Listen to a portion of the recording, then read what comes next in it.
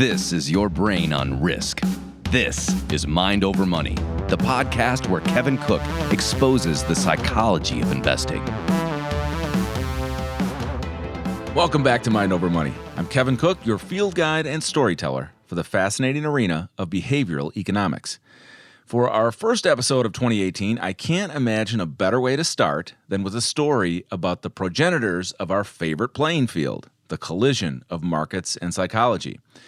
My title comes from a book I saw over the holidays as I was passing a store in the train station in Chicago, and the title caught my eye.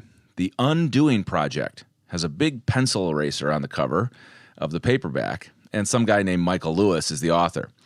I picked it up, and the subtitle reads, A Friendship That Changed Our Minds. It was about Daniel Kahneman and Amos Tversky, a couple of gentlemen we've talked about before for their groundbreaking work in behavioral economics. I didn't have time to look at the book right then for more than a few seconds before my train was going to be off without me. But I thought about that title and where Lewis might be going with the Undoing Project.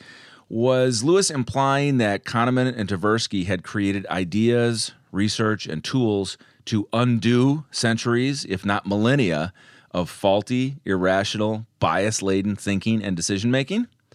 Because if that's what he meant, that title, The Undoing Project, was a strange combination of brilliance and simplicity, at once sweeping and subdued, almost mechanical.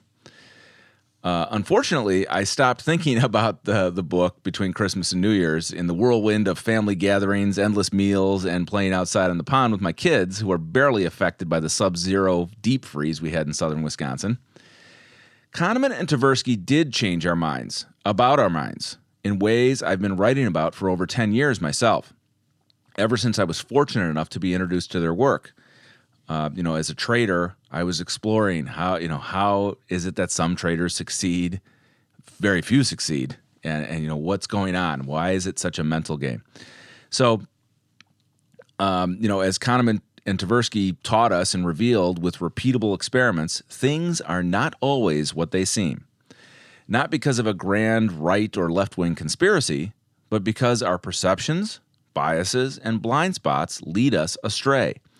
They lead us into endless loops of unexamined experience, assumptions, beliefs, habits, customs, and thoughts that comfort, or as they described it, heuristics, mental rules of thumb, shortcuts for decision-making. Together, the work of Kahneman and Tversky and many other researchers they taught and inspired revealed how we tend to believe that we are rational, productive creatures most of the time, when objective analysis of our behavior patterns and unique challenges like the experiments that they designed show us otherwise. When I first started using their work to understand my own trading and investing, I combined it with what neuroscientists were teaching us about our brains, structures, and functions. For simplicity's sake, I said that while the brain scientist explains our behavior from the inside out, the behavioral researcher reveals what might be going on from the outside in. In short, Kahneman and Tversky help the world understand with evidence what Mark Twain is allegedly to have offered us with his scathing wit. It ain't what you don't know that gets you into trouble. It's what you know for sure that just ain't so. As an aside, that quote was used in the beginning of the film version of Michael Lewis's book, The Big Short. And there is debate about whether Twain actually said it. According to Alex Shepard, writing in the New Republic 2 years ago, the closest Twain came is, faith is believing what you know ain't so, which appears in Pudd'nhead Wilson's New Calendar. And while no scholar can seem to nail down who modified this much simpler version that Twain is proven to have quipped, we know what he meant, and he nailed it. Now back to the Undoing Project. I'm actually quite embarrassed that I didn't notice the book before, since it was published in December a year ago by W.W. Norton. I finally went and bought the paperback about an hour ago before I came on the show here.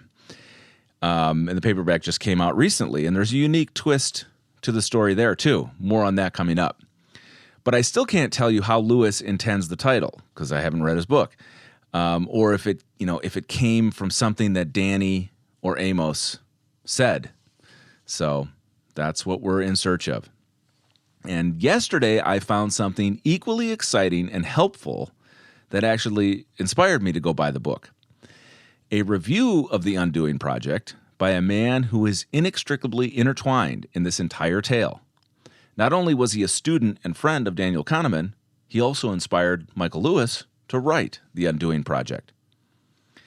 In the New Yorker magazine on December 7th, 2016, appeared this article book review, The Two Friends Who Changed How We Think About How We Think, by Cass R. Sunstein and Richard Thaler. Richard Thaler is obviously the mystery man I'm referring to, student of and friend of Daniel Kahneman. To this day, we've talked about them both here in through their work and their books and their collaborations and their the way they bounce things off of each other. You may recall that Daniel Kahneman calls Richard Thaler the laziest person he knows, and he actually means that as a compliment because Thaler only pursues ideas and work that he's passionately interested in, so he leaves everything else aside. All right, so here, let me read a little bit from the article book review by Cass R. Sunstein and Richard Thaler, and you'll see who, if you don't know who Cass Sunstein is, you will shortly, and why him and Thaler are collaborators. In 2003, we reviewed Moneyball, Michael Lewis's book about Billy Beane and the Oakland A's.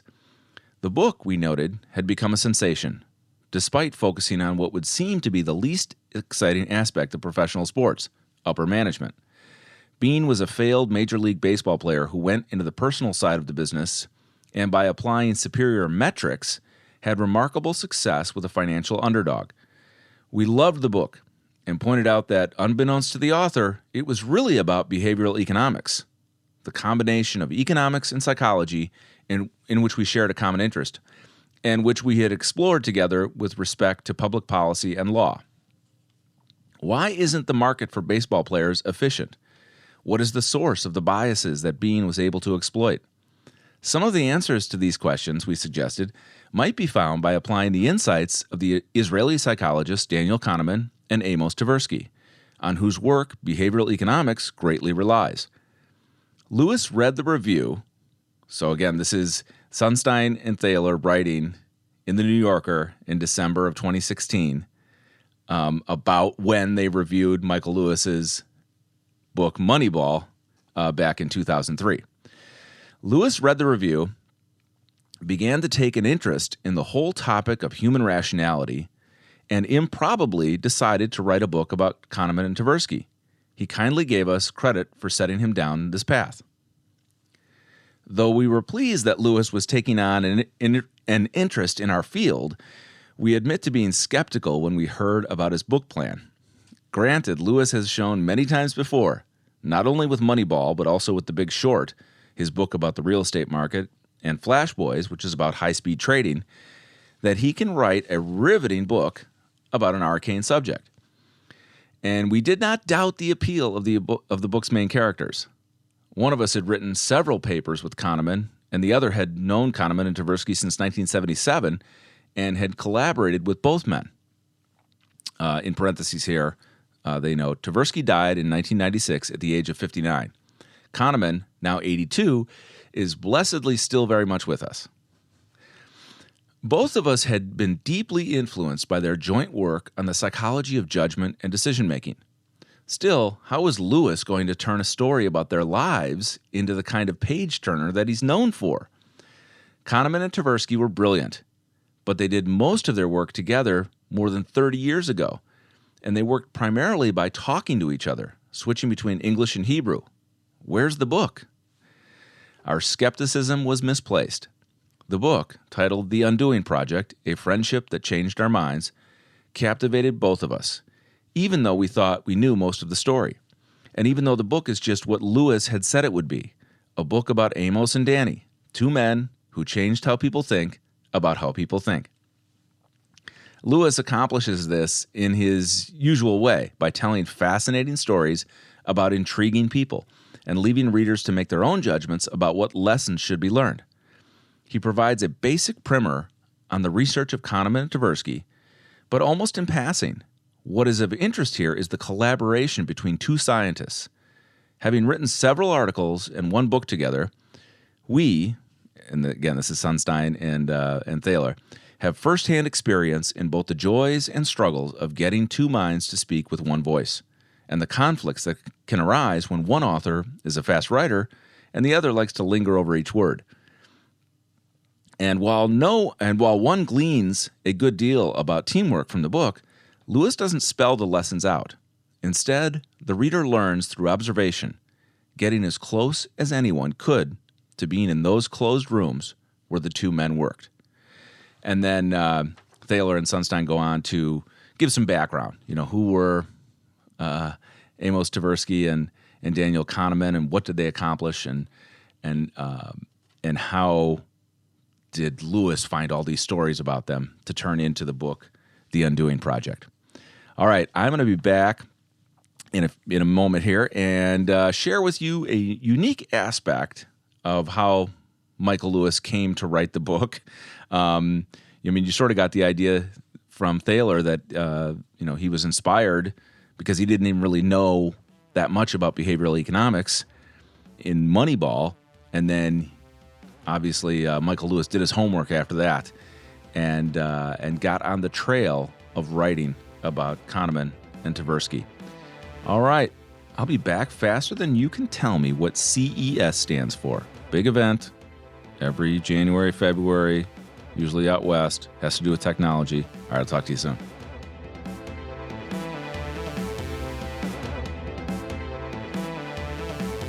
All right, before we took a break there, I mentioned CES. That is the Consumer Electronics Show. Big weekend coming up here from January 7th to January 12th. Basically, all of next week starts on Sunday night in Las Vegas.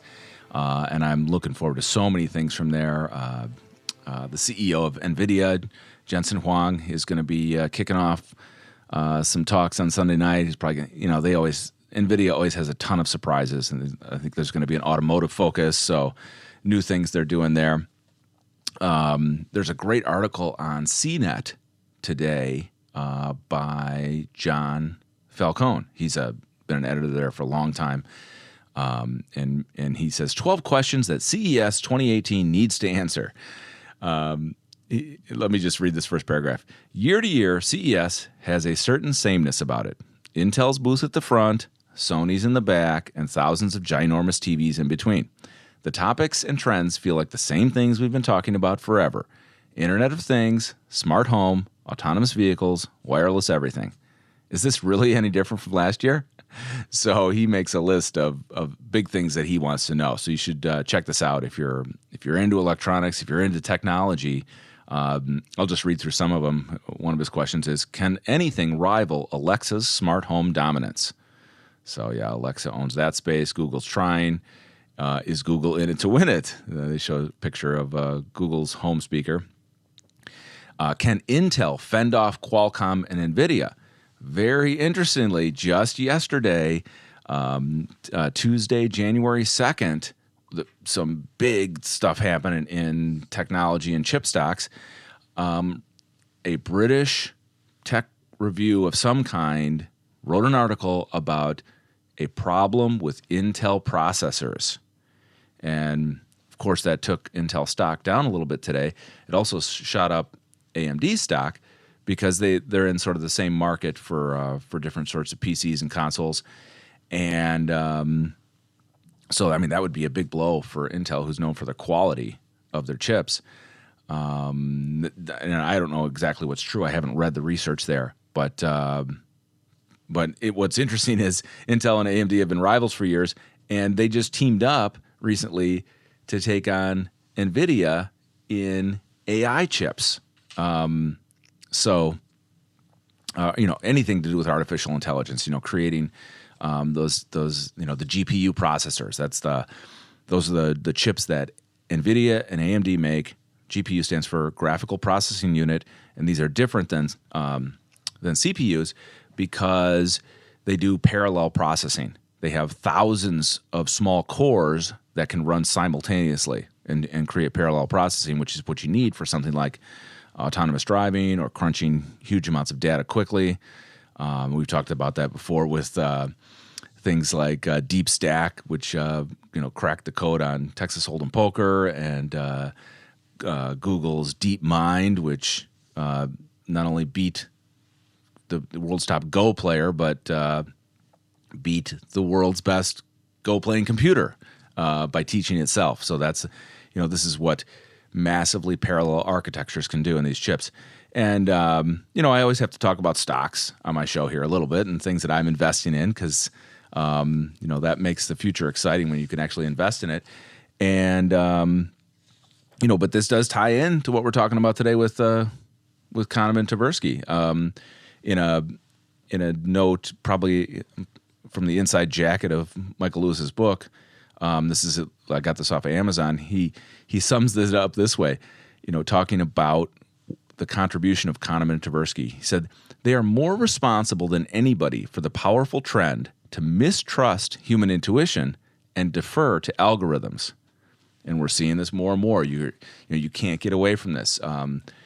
Artificial intelligence being used for different types of data analysis and real-time decision-making is going to infiltrate every industry and almost every aspect of our lives. In fact, if it's done, the way it should be, it'll almost be imperceptible. But as I quoted a gentleman named Ramey from NVIDIA in an earlier podcast this year or last year, he said, it was Will Ramey. Yeah, he said, for people who understand what's going on, how different programs, applications, etc., how they're interacting and guiding decision-making or intelligence of some kind, it'll seem normal. It'll fit in the background. It's not surprising they understand it. But for people who don't, it'll all seem like magic, and that's kind of the world we're headed to. All right, so let me see if there's anything else interesting in the CNET piece. Display TV. What's the next earthquake to shake the media landscape after Walt Disney and Fox? Stuff about 5G phones. When does battery tech get meaningfully better? I don't know. I really can't complain about the battery in my iPhone, and I just have a 6S. Are medical grade consumer wearables ready for prime time? Ooh, that's an important thing to me in my healthcare innovators portfolio here. I own a company that is focused on heart monitoring. And they are actually conducting a study right now with Apple. That company is called Biotelemetry. Symbol is BEAT, BEAT. And so this, wearables for healthcare is going to be, a very important market. And then can CES outshine Detroit for car news? Probably, if NVIDIA and Baidu are there. And even Alibaba just announced this week they're doing, they just teamed up with, I forget, but I'm an investor in Alibaba, and they're doing stuff with AI and autonomous cars too. So now they're competing head to head with Baidu. Stuff about PCs and tablets. Oh, of course, AR and VR is going to be, so the question he asks here, John Falcone in this article, can any AR or VR products one-up Magic Leap or Oculus Go?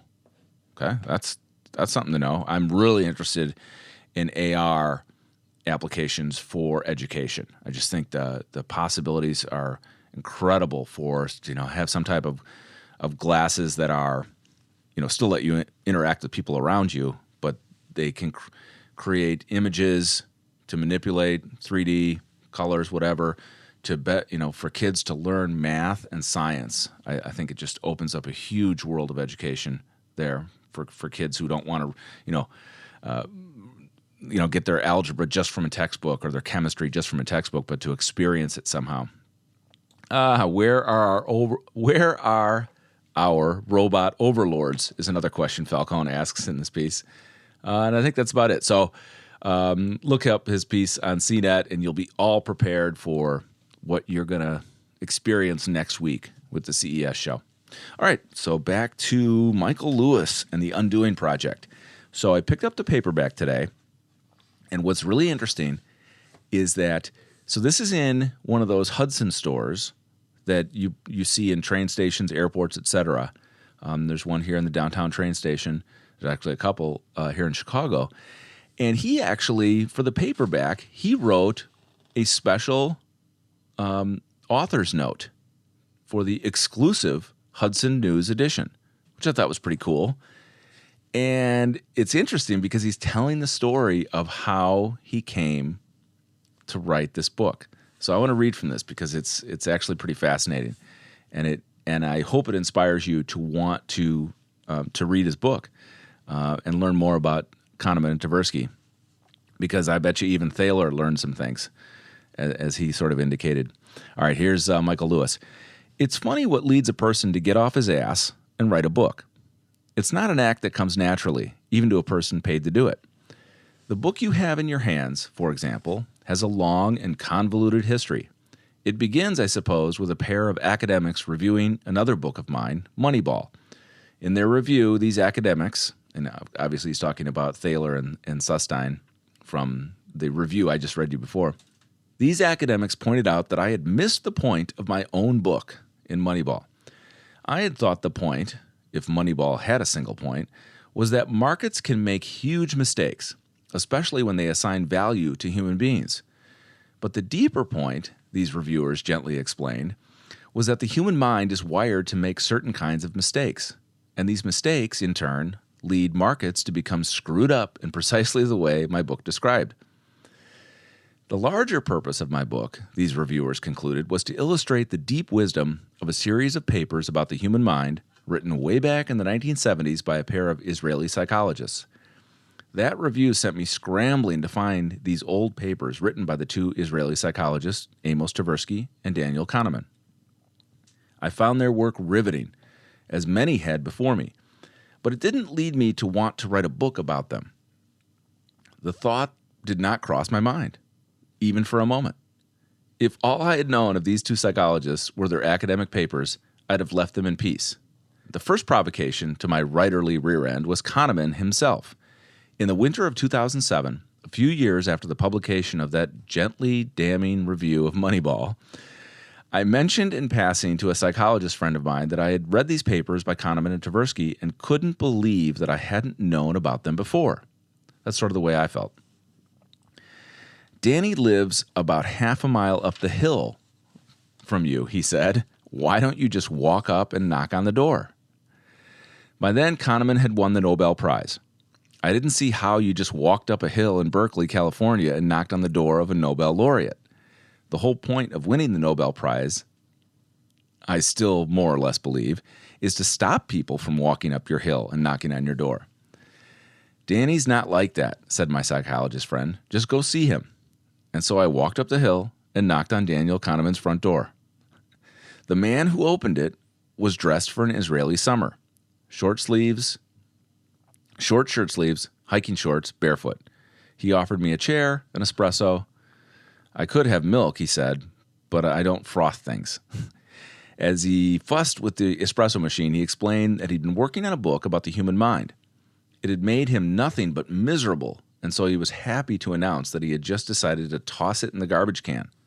He spent maybe 20 minutes explaining to me why this book wasn't any good, but maybe because everything he had said was interesting, he failed to convince me. On my way out the door, I asked if I could read some of it. The next day, I read what he had sent me. Then I sent him a note and asked him not to throw the book in the garbage can. We began to take long walks in the hills. On these walks, Danny Kahneman's conversations would inevitably turn to his old friend, Amos Tversky. Danny was then in his mid-70s, but he still timed himself when he walked and compared his times with other times, a habit that he explained he had developed when, as a small boy in France, hunted by Nazis, he'd walked endless loops around a hidden garden. He'd always been ferociously competitive, he said, though he seemed to have spent his life competing mainly against himself. At any rate, his competitiveness was one source of the problems in his relationship with Amos. Amos had been competitive too. When anyone else was in the room with them, they began to compete with each other. It was only when they were alone that they fully merged, that their two minds became one. And so no one would ever really know what they were like together. It was during these walks that I realized that what they were like together was a pair of lovers, and that their story was as much as anything a love story. I still had no intention of writing a book about Danny Kahneman, but I began to take notes during our walks, just in case. Then came another odd coincidence. In the late 1990s, I had taught a seminar on writing about Silicon Valley at the University of California, Berkeley. One of my favorite students was a young man named Tversky. I can still remember the piece he wrote about the bizarre tendency in corporations and governments to place backup systems very near the systems they were meant to back up. A hurricane wipes out some critical database and also the nearby backup database. Why are people so stupid? I had dinner every now and then with Oren. It had never occurred to me to ask who his father was. Now it did. His dad may have left some old papers, he said. He'd ask his mom. That was back in 2008. It told you something about Amos Tversky that he died in 1996, and yet his old filing cabinets in 2008 remained more or less untouched in the halls outside his former office at Stanford University. Nobody wanted him gone. From roughly the beginning of 2008 to roughly the end of 2014, I spent so many hours with Oren's mother, Barbara, ransacking old gunmetal file drawers that I lost count. Everything Amos said and wrote was interesting. Still, I had no clear idea I would ever write a book about him. But I kept taking notes, just in case. Starting in late 2009, I began to take trips to Israel. I didn't see how anyone could fully understand Danny and Amos without also fully understanding the place where they had done the bulk of their work.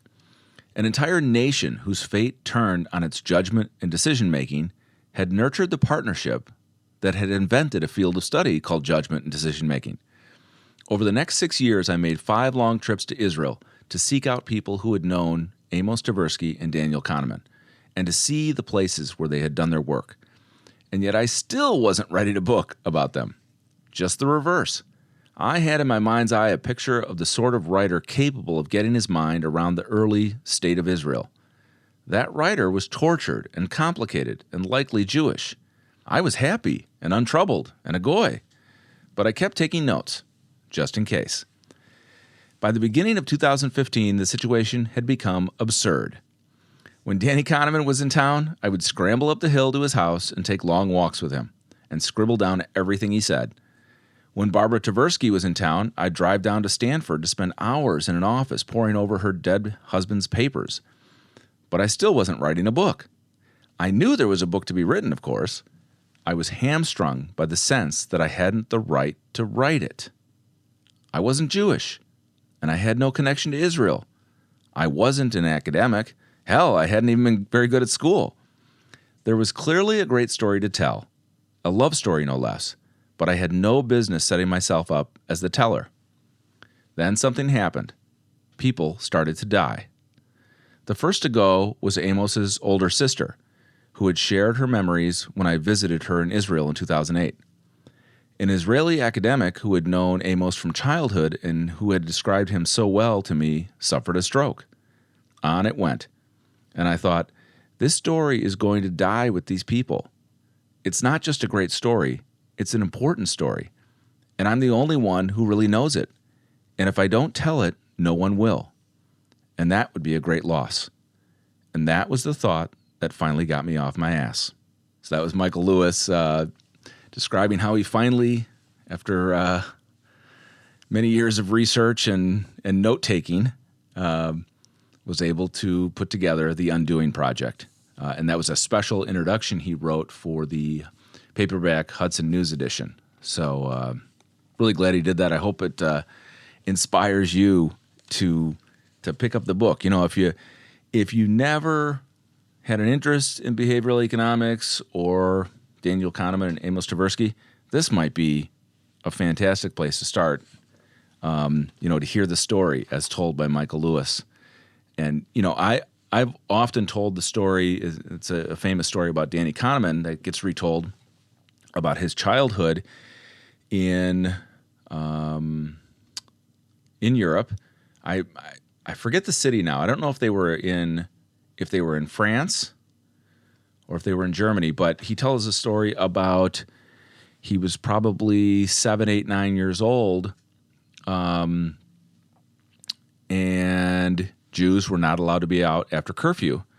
This was during the war, and they had to be showing their their star embroidered on their sweater.